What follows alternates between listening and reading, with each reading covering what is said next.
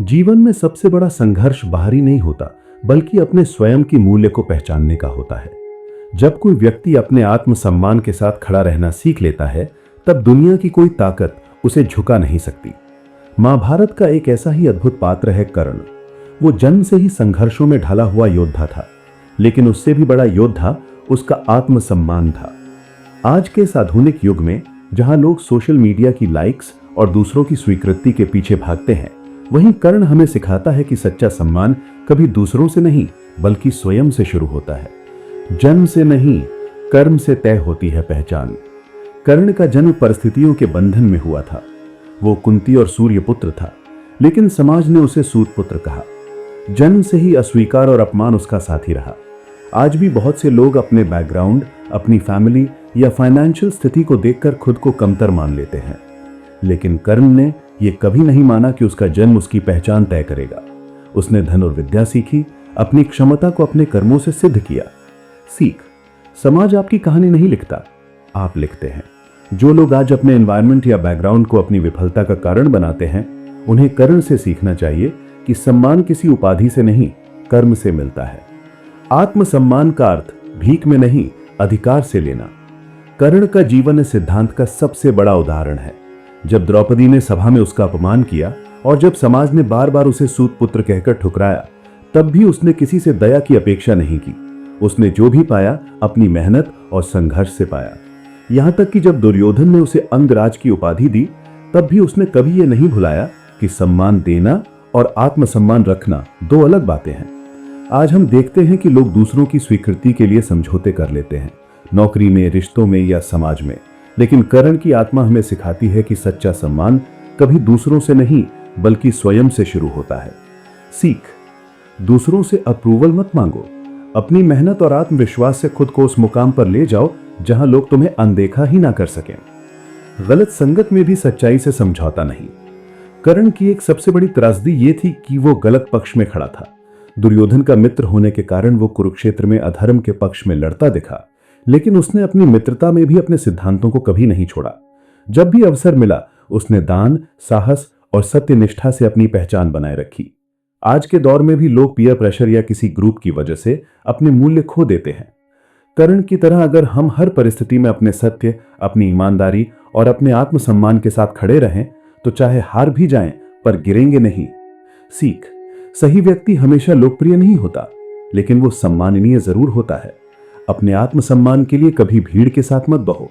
दानशीलता आत्मसम्मान का उच्चतम रूप। कर्ण को दानवीर कहा गया। जब कोई उससे कुछ मांगता था, वो कभी इनकार नहीं करता था, चाहे वो उसके कवच कुंडल हो या जीवन का आखिरी क्षण। लेकिन इस दान के पीछे गहरी भावना थी, स्वाभिमान। उसे मालूम था कि जो व्यक्ति देने की क्षमता रखता है, वो किसी से छोटा नहीं होता। आज के समय में लोग संग्रह में विश्वास करते हैं, दान में नहीं। लेकिन कर्ण का जीवन बताता है कि असली शक्ति रखने में नहीं, देने में होती है।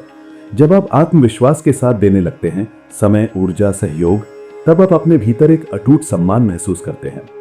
सीख, जब आप देने में सक्षम होते हैं, तब आप किसी के अधीन नहीं होते। आत्मसम्मान उसी क्षण जन्म लेता है जब आप कमी नहीं, पूर्णता से जीवन जीते हैं। अपने कर्म पर विश्वास, परिणाम पर नहीं। कर्ण जानता था कि भाग्य ने उसके साथ न्याय नहीं किया, लेकिन उसने कभी शिकायत नहीं की। उसने कहा था कि मैं अपनी नियति से नहीं, अपने कर्म से पहचान बनाऊंगा। आधुनिक जीवन में यह वाक्य हर युवा के लिए सबसे बड़ा मंत्र है। आज जब हम कंपटीशन और कंपैरिजन के युग में जी रहे हैं, तब कर्ण हमें सिखाता है कि परिणाम पर नहीं, प्रयास पर फोकस रखो।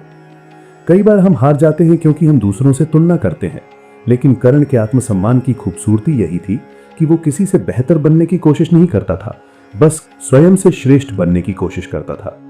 सीख, आत्मसम्मान का अर्थ है अपनी यात्रा का सम्मान करना, चाहे मंजिल मिले या ना मिले। आत्मसम्मान और अहंकार में फर्क समझो। कर्ण की सबसे बड़ी सीख यह है कि आत्मसम्मान और अहंकार एक ही चीज नहीं है। आत्मसम्मान हमें झुकने से रोकता है, लेकिन अहंकार हमें तोड़ देता है। कर्ण के जीवन में कई बार ऐसा हुआ जब उसे अपने सिद्धांतों और दुर्योधन की मित्रता के बीच चुनाव करना पड़ा। उसने मित्रता निभाई, लेकिन भीतर से वो जानता था कि उसका पक्ष अधर्म है। आज के समय में बहुत से लोग सेल्फ रिस्पेक्ट के नाम पर ईगो पाल लेते हैं। रिश्तों में, करियर में, बातचीत में जहां मैं आगे होता है, वहां विनम्रता मर जाती है। कर्ण सिखाता है कि आत्मसम्मान का अर्थ है खुद को छोटा ना समझना, लेकिन दूसरों को भी छोटा ना दिखाना। सीख, अपने सम्मान की रक्षा करो पर विनम्रता को मत भूलो, क्योंकि विनम्रता ही आत्मसम्मान की पहचान है।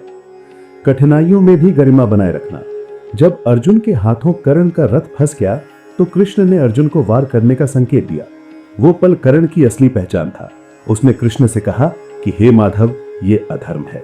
उस क्षण जब मृत्यु सामने थी तब भी उसने धर्म की बात कही। वो हार गया, लेकिन उसकी गरिमा अमर हो गई। आज के युग में लोग मुश्किलों में खुद को गिरा लेते हैं, गुस्सा, शिकायत या नकारात्मकता में, लेकिन कर्ण सिखाता है कि असली विजेता वही है जो विपरीत परिस्थितियों में भी अपना चरित्र नहीं खोता। सीख, आत्मसम्मान का सबसे बड़ा रूप है विपरीत समय में भी अपनी गरिमा बनाए रखना। आधुनिक जीवन में कर्ण की शिक्षा।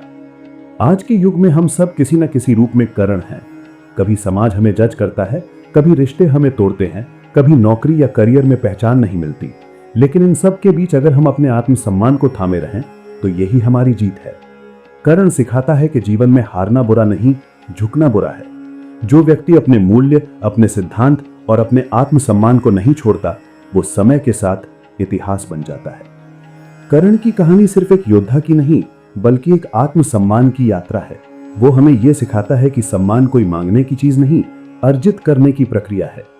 अगर हम अपने जीवन में इस सिद्धांत को अपनाएं, खुद पर विश्वास रखें, परिस्थितियों को दोष ना दें और हर हाल में अपने आत्मसम्मान के साथ जिएं, तो हम कर्ण की तरह अमर नहीं सही, लेकिन सम्माननीय जरूर बन सकते हैं।